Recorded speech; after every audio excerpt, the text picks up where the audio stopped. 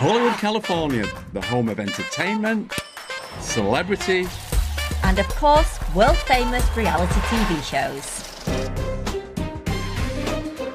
In the UK, we're known as the Speakmans, but here in Hollywood, we're Tinseltown's #1 therapists. So this is your battle?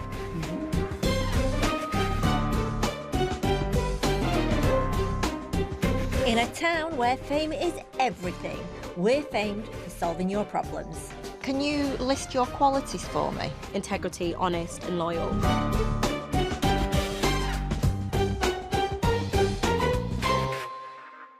Okay. Me and Eva might not be reality TV stars, but I know someone who is. Yeah, and we're going to meet one today whose traumatic past has put a really dark cloud over the LA sunshine. Just watch me now! Sutton Stracke first burst onto the scene of the Real Housewives of Beverly Hills back in 2020. You need to let me say my piece. And since then, she's certainly made a name for herself within the series.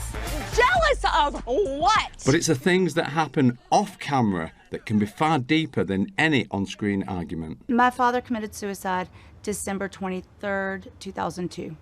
In my first season, I opened my store and my mother came to visit. This is his writing and it's on the building. Don't you miss him? Like a little? I don't miss him.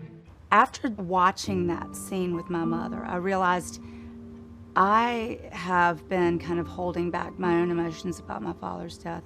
I had seen my father progress in his depression. It's pretty tragic. He shot himself in our backyard where I grew up. And, you know, suicide is quick and very painful to those around you. After hearing Sutton's story, we invited her to our Verbo property near Beverly Hills to help her with her ongoing grief. If I asked you to think about your dad right now, what's the first feeling that you get inside? Deep sadness. And at the time, did you feel any shame or guilt? Of course I felt guilt. I was supposed to be at the house exactly the time that he shot himself. In my brain, I know that I couldn't have stopped it. But part of you doesn't totally believe that. Yeah. Yeah. Sutton spent years questioning if there was any way she could have prevented her father's suicide. And it's this what if that's really been holding her back. Do you feel that he let you down in any way? Absolutely. Okay. And what's so strange about that is he was such a good father for so long, and it's like he just quit. You know, we put him in the hospital twice. He never really sought therapy. He didn't do the necessary things to stay with us longer. And he was your best friend, wasn't he?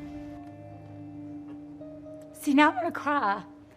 Sutton's emotion here is totally understandable. However, there's something that she's not quite considered regarding her father's depression. You said that that he didn't actually ask for help, but yet he'd been hospitalised twice. That was by force. By force, but even when he did that, evidence would suggest he actually didn't feel better for it, which would then make him feel potentially that I've even tried that and it's not worked. So in his eyes, he actually did more. I understand that. It's clear that Sutton's dad was battling internally. Although he grew up with all the expectations of being a Texas cattle rancher, there was more to him than meets the eye. He had this very artistic side to him, kind of a Renaissance man. What you've just described as your dad does not fit the mould as to what he should have been like. It's very difficult when you don't fit in. Very difficult. Over the years, Sutton has struggled with the anger over her father's suicide. But sometimes all it takes is to look at things from a different perspective. You said he was a good father, and I absolutely say yes, he was, because he made sure that his children were settled before he left.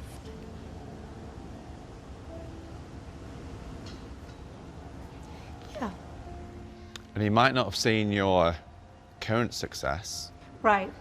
but he saw how successful you were for 32 years. We'll never truly know what made Sutton's father decide to take his own life.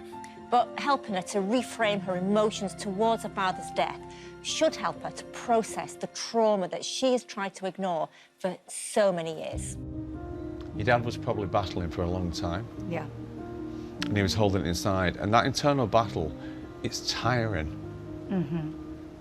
I mean, the idea that he felt safe because of what I had done with my life is very insightful. Has your dad ever let you down? No.